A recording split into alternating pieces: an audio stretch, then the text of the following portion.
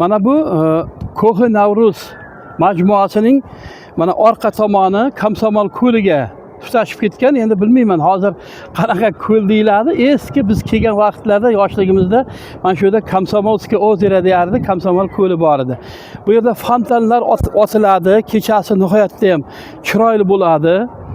Shu bot takror bo'lsa ham aytaylik, bu yerga mana shu mamlakatlar prezidentlari, o'sha hamdo'stlik mamlakatlari, Shanxay hamkorlik tashkiloti a'zoli mamlakatlarning rahbarlari, delegatsiyalar juda ko'p keladi. Mana shu katta anjumanlar saroyida. Mana ko'ryapsizmi?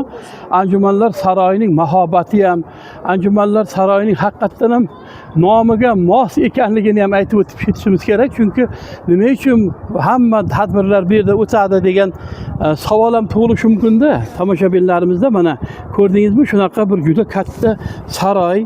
Bu nomiga monand. Naryoqda esa mana yaqindan olib ko'rsatay sizlarga mana. Ko'rdingizmi?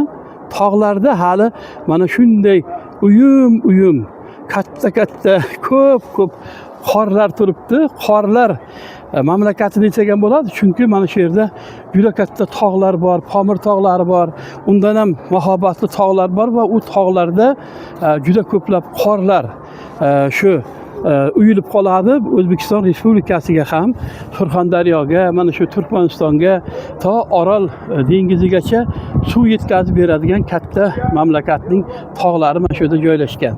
Bizni kuzatib boring. Zerikmayotgan bo'lsangiz, albatta oxirigacha ko'ring videolarimizda.